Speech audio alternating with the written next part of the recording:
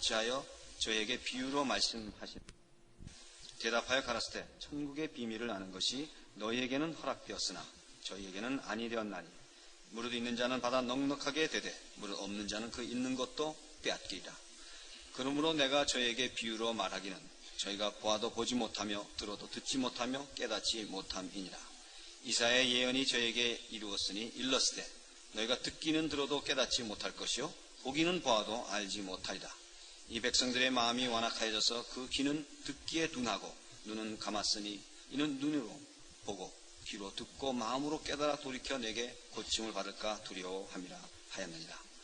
그러나 너희 눈은 봄으로 너희 귀는 들음으로 복이 있도다. 내가 진실로 너에게 이르노니 많은 선지자와 의인이 너희 보는 것들을 보고자 하여도 보지 못하였고 너희 듣는 것들을 듣고자 하여도 듣지 못하였느니라.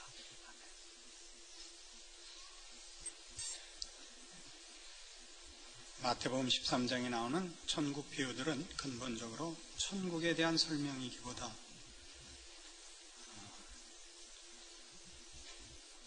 천국의 설명에 대한 반응에 초점이 있다 그랬습니다. 천국의 백성으로 초청하며 그 생명의 씨앗을 심되 그 반응들이 각기 다르며 대부분이 이 영생과 영원한 나라에 관한 복음에 대하여 외면하며 반대하며 거절하는 데 대한 설명이 초점이라 그랬습니다. 그래서 뿌려진 씨앗에 무슨 문제가 있는 것이 아니라 결실치 못하는 것이 밭의 상태들, 길바닥 같거나 돌짝밭이거나 가시떨기이기 때문에 결실치 못한다 하는 것이 씨 뿌리는 비유에서 중요한 초점이었습니다. 그런데 이 씨 뿌리는 비유는 당시 팔레스타인의 그 농경법에 익숙한 그 풍습, 당시 풍습으로서 이스라엘 백성들에게 이 비유가 아주 익숙한 설명인 것이 사실입니다만은 사실은 그 농사짓는 방법으로서 당시 풍습에 익숙한 것이 초점이 아니고 실상은 씨를 뿌린다라는 뜻이 가지는 그런 식으로 표현된 이스라엘 백성의 메시아 대망 사상과 연결되어 있는 표현인 것입니다. 우리는 이 씨 뿌리는 비유를 예수님께서 알아듣지 못하게 비유로 말씀하셨다는 것과 또한 13절 이하에 이사야 6장을 인용하여 저희가 보아도 보지 못하며 들어도 듣지 못하며 깨닫지 못함이니라 라고 이사야의 예언을 인용한 것을 보게 됩니다. 씨를 뿌리는 비유에서 예수님께서 그 내용을 설명하시는 일에 이사야 6장을 인용하고 저들이 못 알아들을 것이라 라고 얘기하는 부분은이야말로 사실은 이 씨 뿌리는 비유와 갖는 진정한 초점이고 메시지입니다. 이사야 6장에 가보십시다. 우리 이미 살펴본 바 있습니다만 오늘은 그 인용된 말씀이 어디까지 이어지고 있는지 좀 더 그 뜻을 연장해 보면 이 말씀의 의미가 무엇을 의미하는지 분명해질 것입니다. 구약성경 973페이지 이사야 6장 8절입니다. 내가 또 주의 목소리를 들은즉 이르시되 내가 누구를 보내며 누가 우리를 위하여 갈고 그때 내가 가로되 내가 여기 있나이다 나를 보내소서. 여호와께서 가라사대 가서 이 백성에게 이르기를 너희가 듣기는 들어도 깨닫지 못할 것이요 보기는 보아도 알지 못하리라 하여 이 백성의 마음으로 둔하게 하며 그 귀가 막히고 눈이 감기게 하라. 염려컨대 그들이 눈으로 보고 귀로 듣고 마음으로 깨닫고 다시 돌아와서 고침을 받을까 하노라. 내가 가로되 주여 어느 때까지니까 대답하시되 성읍들은 황폐하여 거민이 없으며 가옥들에는 사람이 없고 이 토지가 전폐하게 되며 사람들이 여호와께 멀리 옮겨서 이 땅 가운데 패한 것이 많을 때까지니라. 그 중에 10분의 1이 오히려 남아있을지라도 이것도 삼키운 바 될 것이나 밤나무 상수리나무가 배임을 당하여도 그 그루터기는 남아있는 것 같이 거룩한 씨가 이 땅의 그루터기니라.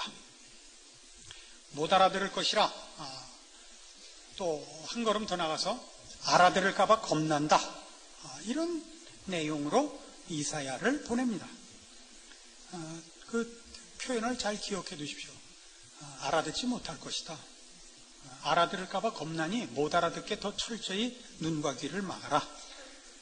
그리고 그 이후에 이어진 말씀이 다 쫓겨갈 것이라, 다 뽑힐 것이라, 다 포로가 될 것이라. 그러나 아주 망하지 않고 나무를 잘라도 그 그루터기가 남는 것 같이 남아있는 자가 있을 것이요.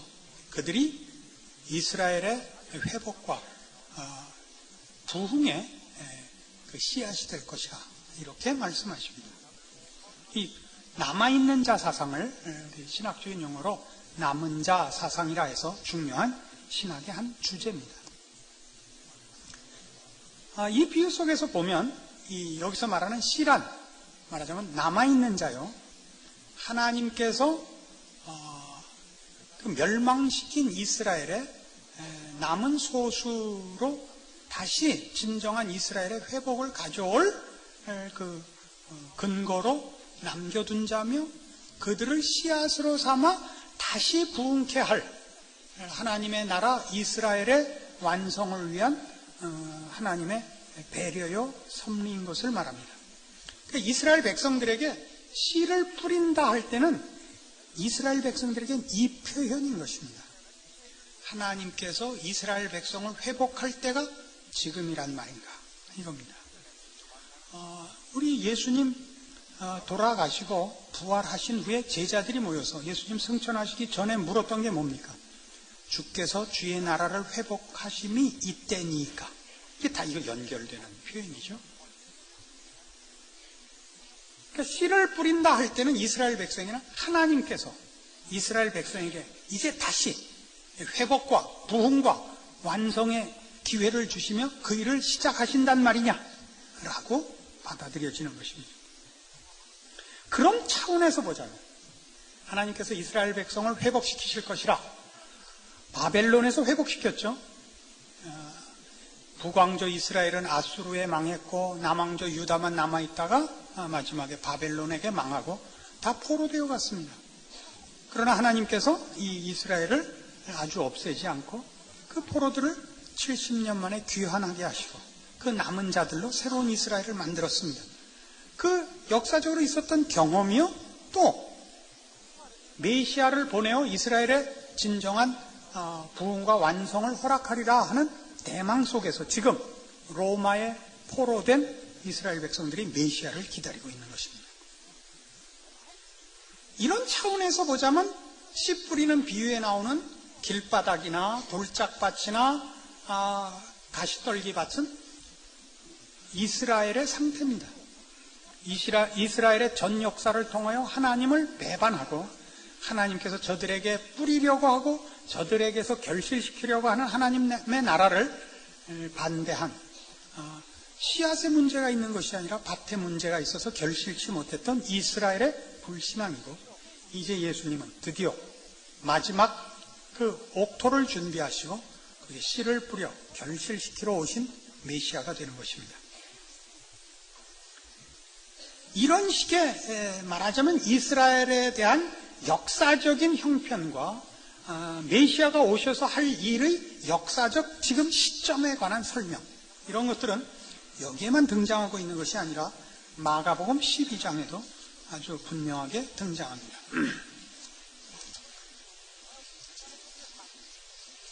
마가복음 12장 1절 이하에 유명한 비유가 하나 나옵니다. 예수께서 비유로 저에게 말씀하시되, 한 사람이 포도원을 만들고 산울로 두르고 즙자는 구유 자리를 파고 망대를 짓고 농부들에게 세로 주고 타국에 갔더니, 때가 이르매 농부들에게 포도원 소출 얼마를 받으려고 한 종을 보내니 저희가 종을 잡아 심히 때리고 거저 보내었거늘, 다시 다른 종을 보내니 그의 머리에 상처를 내고 능욕하였거늘, 또 다른 종을 보내니 저희가 그를 죽이고 또 그 외에 많은 종들도 혹은 때리고 혹은 죽인지라. 오히려 한 사람이 있으니 곧 그의 사랑하는 아들이라. 최후로 이를 보내며 가로되 내 아들은 공경하리라 하였더니, 저 농부들이 서로 말하되 이는 상속자니 자 죽이자. 그러면 그 유업이 우리 것이 되리라 하고 이에 잡아 죽여 포도원 밖에 내어 던졌느니라. 포도원 주인이 어떻게 하겠느냐? 와서 그 농부들을 진멸하고 포도원을 다른 사람들에게 주리라. 너희가 성경의 건축자들의 버린 돌이 모퉁이의 머릿돌이 되었나니 이것은 주로 말미암아 된 것이요 우리 눈에 기이하도다 함을 읽어보지도 못하였느냐 하시니라. 저희가 예수의 이 비유는 자기들을 가리켜 말씀하신 줄 알고 잡고자 하되 무리를 두려워 예수를 버려두고 가니라. 포도원 비유입니다. 포도원 주인이 포도원을 만들고 농부들을 시켜 경작케 했습니다. 가을이 되어 결실할 때 그 종들을 보내어 소출을 받아오라 했더니 농부들이 그 종들을 죽였습니다. 보내는 족족 죽이고 마지막에 아들을 보냈더니 아들마저 죽였다. 그 얘기가 유대인들이 듣고 자기들에게 하는 얘기인 줄 알아먹었다고요. 그러자 예수님께서 이 비유를 베풀고 10절 이하에 너희가 성경에 건축자들의 버린 돌이 모퉁이의 머리돌이 되었나니 이것은 주로 말미암아 된 것이 우리 눈에 기이하도다 함을 읽어보지도 못하였느냐라고 시편 118편을 인용하십니다. 찾아가 봅시다. 시편 118편 구약성경 888페이지 시편 118편 17절입니다. 내가 죽지 않고 살아서 여호와의 행사를 선포하리로다. 여호와께서 나를 심히 경책하셨어도 죽음에는 붙이지 아니하셨도다.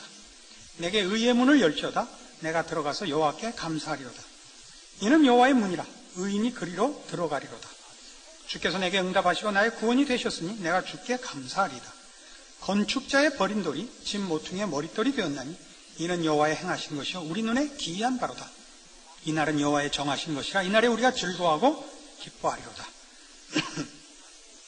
이 이스라엘 백성들의 찬송시요 또 기도문이며 신앙 고백입니다.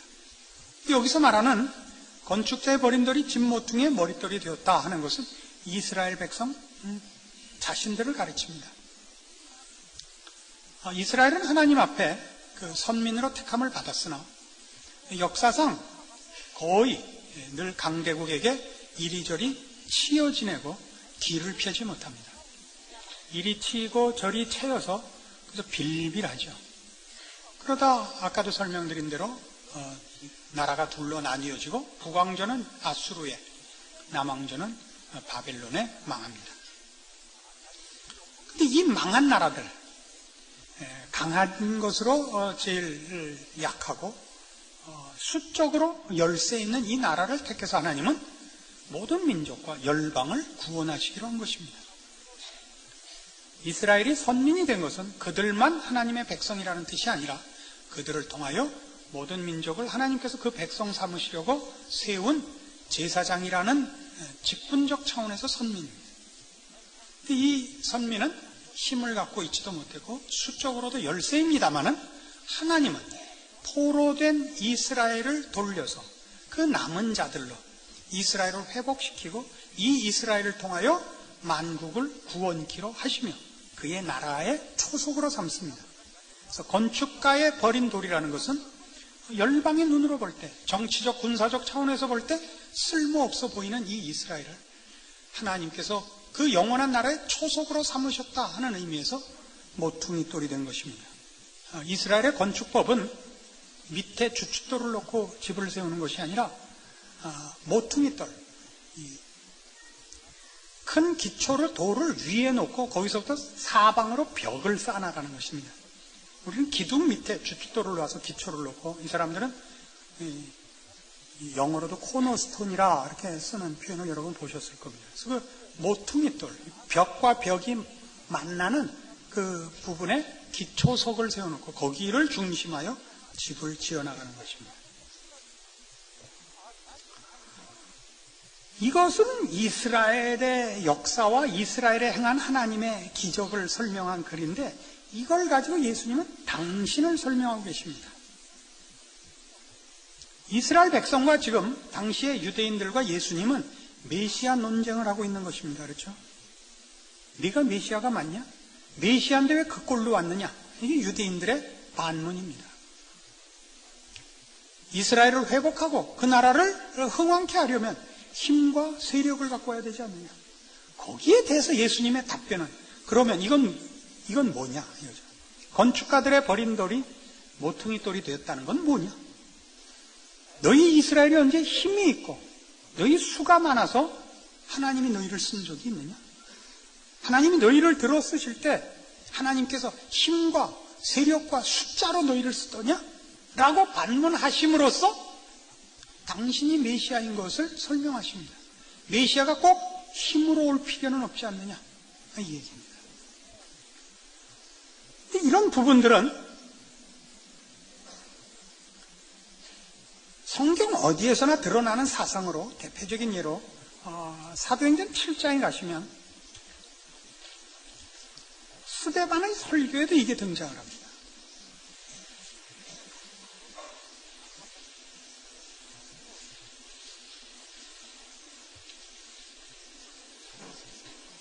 사도행전 7장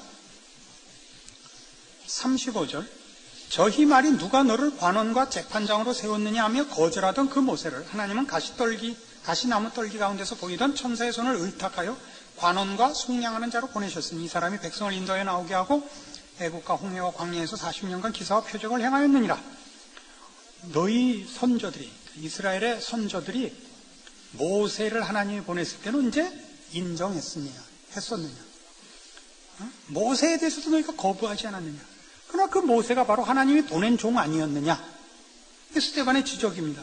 뭘 지적하기 위해서냐 하면 너희가 왜 예수를 반대하느냐를 지적하기 위해서입니다. 51절 스데반 설교의 결론이 이겁니다. 51절 목이 곧고 마음과 귀에 할례를 받지 못한 사람들아 너희가 항상 성령을 거스려 너희 조상과 같이 너희도 하는도다. 너희 조상들은 선지자 중에 누구를 핍박지 아니하였느냐? 의인이 오시리라 예고한 자들을 저희가 죽였고 이제 너희는 그 의인을 잡아준 자여 살인한 자가 되나니 너희가 천사에 전한 율법을 받고도 지키지 아니하였도다. 스데반의 설교의 핵심은 이겁니다. 너희 열조도 그랬고 너희도 그렇고 하나님을 모르며 하나님의 일하는 방법을 모른다. 이겁니다. 자, 이것은 다 씨 뿌리는 비유에 내포된 이사야 6장에서 설명된 내용에 관한 것들입니다. 그게 다 뭐라고요? 저들이 보기는 보아도 알지 못하고 듣기는 들어도 깨닫지 못할 것이다. 저들은 못 알아들을 것이다. 그다음에 한 걸음 더 나가서 알아들을까 봐 겁난다. 였습니다. 그러면서 예수님은 이 씨 뿌리는 비유를 통해서 너희들은 다 장님이다. 너희는 다 귀머거리다. 말하자면 너희는 길바닥이요. 너희는 돌짝밭이요. 너희는 가시떨기 밭이다. 이 얘기입니다. 마가복음 12장으로 인용된 비유된 내용으로 하면 너희는 그 아들까지 잡아 죽였다. 너희에겐 희망이 없다. 이 얘기입니다. 이런 것들은 왜 등장하는 것일까요? 아까도 서두에 말씀드렸다시피 비유는 못 알아먹게 하려고 한 거 아닙니까? 그러나 바로 여기에 이 이사야 6장의 예언이나 이 못 알아듣는 못 보게 하는 즉 인간들은 옥토가 아무도 없습니다. 길바닥이거나 돌짝밭이거나 가시떨기입니다. 그것이 말하자면 어떻게 옥토가 되고 하나님의 말씀이 결실하는 것이 되느냐 사이에 예수님이 서 있다를 증명하는 것이고 거기에 말하자면 반전이 있는 것입니다. 우리는 이사야 6장에서 보는 저들의 눈을 감겨라, 저들의 귀를 막아라. 그러니까 무슨 뜻이냐를 로마서 3장에서 봅니다. 로마서 3장 보시죠. 이런 식의 반전을 보셔야 됩니다.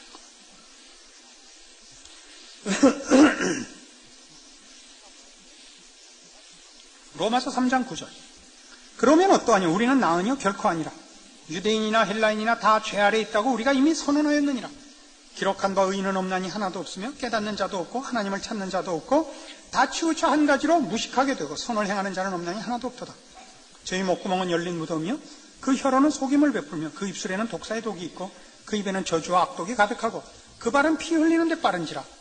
파멸과 고생이 그 길에 있어 평강의 길을 알지 못하였고 저희 눈앞에 하나님을 두려워함이 없느니라 함과 같으니라. 우리가 알거니와 무릇 율법이 말하는 바는 율법 아래 있는 자들에게 말하는 것이니 이는 모든 입을 막고 온 세상으로 하나님의 심판 아래 있게 하려 함이니라. 그러므로 율법의 행위로 그의 앞에 의롭다 하심을 얻을 육체가 없나니 율법으로는 죄를 깨달음이니라. 이 앞에 설명이 왜 자꾸 나오죠? 이 앞에 지금 읽은 이 설명이 다 뭐예요? 의인은 없다, 깨닫는 자도 없다, 하나님을 찾는 자도 없다. 저들은 죄밖에 지을 줄 모른다. 율법을 줘갖고 저들을 구원할 방법이 없다. 왜? 율법을 지킬 능력이 없고 율법의 기준을 만족시킬 자가 없다. 의인은 없나니 하나도 없다. 율법이 말하는 바는 율법 아래 있는 자들에게 말하는 것이니 이는 모든 입을 막고 온 세상으로 하나님의 심판 아래 있게 하려 함이니라. 율법을 제시함으로써 우리 모두가 죄인인 것이 폭로됐다. 확인됐다. 그 율법을 만족시키는 자가 아무도 없다. 여기까지 왜 얘기를 하는 겁니까? 왜 메시아가 십자가를 져야만 하는가? 왜 구원이 십자가로 말미암아야만 하는가를 위한 것입니다. 이 앞에 이 인류의, 예수님 없는 인류의 운명과 현실이 제대로 파악된 다음에야 비로소 하나님께서 메시아를 십자가에 매달기 위해서 보내실 수밖에 없고, 그 방법 외에는 구원의 방법이 없다는 그 설명이 자리를 얻는 것입니다. 그래서 그러고 나서 21절에 우리말 성경에 그 접속사가 하나 빠졌습니다만, 그러나입니다. 그러나 이제는 율법에 하나님의 한 의가 나타났으니 율법과 선지자들에게 증거를 받은 것이라. 곧 예수 그리스도를 믿음으로 말미암아 모든 믿는 자에게 미치는 하나님의 의인이 차별이 없느니라. 모든 사람이 죄를 범하였으며 하나님의 영광에 이르지 못하더니 그리스도 예수 안에 있는 구속으로 말미암아 하나님의 은혜로 값없이 의롭다 하심을 얻은 자 되었느니라가 등장하는 것입니다. 기이한 반전이죠. 유대인들의 계속된 반문과 저들의 오해는 뭐라고요? 왜 메시아가 이 꼴로 오느냐 이겁니다. 예수님의 답은 뭐예요? 그럼 내가 어떻게 왔으면 좋겠냐? 내가 뿌리는 씨를 더 영광스럽게 하고 더 풍성하게 하고 더 놀랍게 하랴? 그럼 무슨 소용이 있느냐? 너희가 길바닥인데, 너희가 놀짝밭인데 씨가 아무리 좋은들 뭐에 쓰겠느냐? 밭을 고쳐야 할 것 아니냐? 나는 그 일을 위하여 왔느니라. 너희가 기다리는 메시아가 추수하러 왔다고 생각하지 마라. 너희는 씨가 심겨졌을 때 아무 소출을 못 낸 자들이니라. 메시아가 만약 심판을 하고 추수를 위해 왔으면 너희는 다 망하느니라. 메시아는 먼저 그 밭을 갈러와야 하느니라. 그래야 비로소 천국의 씨앗들이 결실을 할 수 있느니라 이겁니다. 이게 성경에 있어서는 아주 가장 굵은 사상이란 말입니다. 메시아의 직무 중에 가장 중요한 직무라고요. 예레미야 31장에 있습니다.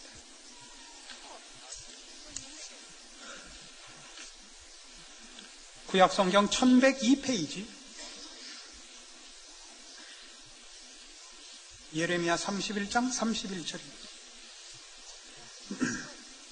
나 여호와가 말하노라. 보라, 날이 이르리니 내가 이스라엘 집과 유다 집에 새 언약을 세우리라. 나 여호와가 말하노라. 이 언약은 내가 그들의 열조의 손을 잡고 애굽 땅에서 인도하여 내던 날에 세운 것과 같이 아니할 것은 내가 그들의 남편이 되었어도 그들이 내 언약을 파하였음이니라. 나 여호와가 말하노라. 그러나 그날 후에 내가 이스라엘 집에 세울 언약은 이러하니 곧 내가 나의 법을 그들의 속에 두며 그 마음에 기록하여 나는 그들의 하나님이 되고 그들은 내 백성이 될 것이라. 새 언약을 약속하시는데 새 언약이 있으면 옛 언약이 있겠죠. 새 언약은 옛 언약과 달라서 새 언약이라는 이름을 얻었겠죠. 근데 이 옛 언약과 새 언약의 내용은 같습니다. 언약의 내용은 이겁니다. 나는 그들의 하나님이 되고 그들은 내 백성이 될 것이라. 옛 언약도 내용은 이것이고 새 언약도 내용은 이것입니다. 그럼 둘 사이의 차이는 어디 있느냐? 이 언약의 성취 방법에서 차이가 있습니다. 여기 31절에 말씀한 대로 32절 옛 언약은 이랬다고요. 나 여호와가 말하노라. 이 언약은 새 언약입니다. 내가 그들의 열조의 손을 잡고 애굽 땅에서 인도하여 내던 날에 세운 것과 다를 것이라 이겁니다. 그때는 어땠길래요? 내가 그들의 남편이 되었어도 그들이 내 언약을 파하였음이니라. 옛 언약과 새 언약의 차이는 옛 언약은 하나님께서 그 언약을 성취하기 위한 방법으로 외부에서 힘을 썼답니다. 남편이 되어 그들의 손을 잡고 인도하였답니다. 그런데도 이 왼수들이 털만 잘라놓고 도망갔을 때 이겁니다. 우리가 구약에서 보는 이스라엘 역사입니다. 그래서 새 언약이 등장합니다. 새 언약은 어떻게 하겠다고요? 33절 나 여호와가 말하노라. 그러나 그날 후에 내가 이스라엘 집에 세울 언약은 이러하니 곧 내가 나의 법을 그들의 속에 두며 그 마음에 기록하여 나는 그들의 하나님이 되고 그들은 내 백성이 될 것이랍니다. 속을 고치기로 하는 겁니다. 예수께서 오셔서 왜 십자가에 죽으셔야 합니까? 우리를 죄와 사망에서 꺼내야 하기 때문입니다. 우리는 예수 그리스도 없이는 다 죄와 사망의 노예였습니다. 우리는 죄가 우리의 본성이며 죄가 우리의 주인이었고 우리는 그의 종이었습니다. 아무런 갈등과 의심 없이 우리는 죄를 행했던 자입니다. 그리고 죄밖에 행할 수 없었던 위치에 있었습니다. 우리가 보는 돌짝밭 같았고 우리가 보는 가시떨기밭 같았으며 길바닥 같았던 겁니다. 하나님의 말씀이 들어와 결실할 자리가 없었습니다. 하나님의 말씀이 들어와 결실하기 위해 우리는 옥토가 되어야 합니다. 그래야 비로소 30배, 60배, 100배의 결실이 이루어집니다. 이 옥토로 바꾸는 일, 우리를 죄와 사망에서 꺼내서 하나님의 자녀로 다시 만들어내는 일을 위하여 메시아는 십자가를 져야 했던 것입니다. 그래서 지금 우리 보는 마태복음 13장에 등장하는 이 씨 뿌리는 비유에 이르도록 말하자면 예수 그리스도를 영접하는 자와 반대하는 자들의 그 구별과 그 공격에 대한 시발점이었던 마태복음 11장을 보시면 시작이 뭐였냐면 요한에 관한 얘기였습니다.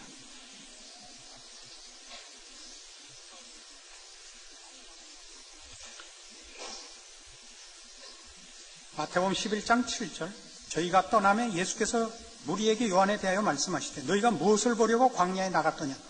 바람에 흔들리는 갈대냐? 그러면 너희가 무엇을 보려고 나갔더냐? 부드러운 옷 입은 사람이냐? 부드러운 옷을 입은 자들은 왕궁에 있느니라. 그러면 너희가 어찌하여 나갔더냐? 선지자를 보러더냐? 옳다. 내가 너희에게 이르노니 선지자보다도 나은 자니라. 기록된 바 보라 내가 내 사자를 네 앞에 보내노니 저가 네 길을 네 앞에 예비하리라 하신 것이 이 사람에 대한 말씀이니라. 내가 진실로 너희에게 말하노니 여자가 낳은 자 중에 세례 요한보다 큰 이가 일어남이 없도다. 그러나 천국에서는 극히 작은 자라도 저보다 크니라. 세례 요한의 때부터 지금까지 천국은 침노를 당하나니 침노하는 자는 빼앗느니라. 모든 선지자와 및 율법에 예언한 것이 요한까지니 만일 너희가 즐겨받을진대 오리라 한 엘리야가 곧 이 사람이니라. 귀 있는 자는 들을지어다. 이 세대를 무엇으로 비유할꼬? 비유컨대 아이들이 장터에 앉아 제 동물을 불러 가로되 우리가 너희를 향하여 피리를 불어도 너희가 춤추지 않고 우리가 애곡하여도 너희가 가슴을 치지 아니하였다 함과 같도다. 요한이 와서 먹지도 않고 마시지도 아니하며 저희가 말하기를 귀신에 들렸다 하더니 인자는 와서 먹고 마시며 말하기를 보라 먹기를 탐하고 포도주를 즐기는 사람이여 세리와 죄인의 친구로다 하니 지혜는 그 행한 일로 인하여 옳다함을 얻느니라. 요한에 대해 길게 설명을 하십니다. 그리고 설명의 핵심은 이겁니다. 10절 기록된 바 보라 내가 내 사자를 네 앞에 보내노니 저가 네 길을 네 앞에 예비하리라 하신 것이 이 사람에 대한 말씀이니라. 그리고 14절 만일 너희가 즐겨받을진대 오리라 한 엘리야가 곧 이 사람이니라 합니다. 오리라 한 엘리야 말라기 3장 마태복음 바로 앞이 말라기예요. 말라기 4장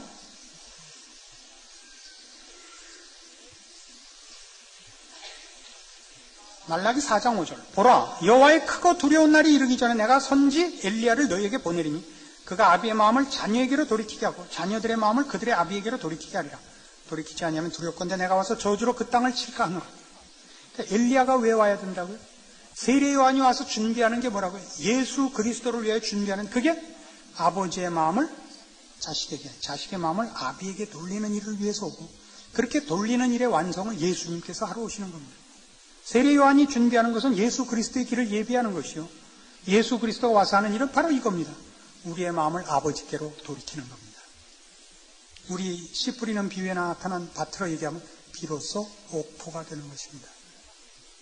그래서 이런 결론을 내리십시다.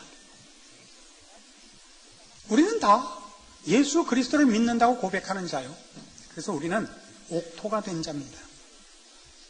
여러분들의 신앙에 대해서 벌써 몇 주째 제가 이 공격을 합니다만 예수를 믿는다 고백하면서도 신앙에 그 신앙생활의 재미와 감격이 없는 이유는 뭐냐? 오늘 식으로 얘기하면 여러분은 이 옥토에 돈을 심어달라 그래서 감격이 없습니다. 천국의 씨앗을 심으셔야 됩니다. 그러면 여러분 이 하나님께서 바꿔놓으신 여러분 이 심령 속에 갈아엎은 옥토 속에 거룩한 것과 영생에 속하는 것과 하나님의 영광과 베푸시는 은혜와 자비와 긍휼을 결실하실 것입니다. 그런데 예수 믿는 자들이 여기에다 세상의 것을 심습니다. 그러니까 결실하지 않습니다. 예수 그리스도를 보내어 우리에게 무엇을 하셨는가 기억하십시오. 거기 심고 가꾸고 결실해야 되는 것이 무엇인지 말씀을 가지고 확인하십시오. 여러분이 이 일에 순종할 때 신자된 기쁨과 감격을 빼앗을 자가 세상에 없습니다. 예수를 믿는다는 것이 무엇을 의미하는가 비로소 알게 됐을 것이며 그 감사와 자랑이 매일 넘치실 것입니다. 기도하십시다. 하나님 아버지 은혜를 감사합니다. 우리의 신자된 현실과 우리의 책임을 확인합니다. 천국의 씨앗을 심고 가꾸고 결실해야 됩니다. 그래서 우리의 존재와 삶은 하나님을 아는 지식, 하나님이 베푸시는 은혜와 긍휼과 자비와 구원과 거룩이 선포되고 결실하는 것이어야 옳습니다. 이 일에 우리로 충성되게 하시며 이 일에 우리로 자랑할 것이 있게 하여 주시옵소서. 예수님 이름으로 기도합니다. 아멘.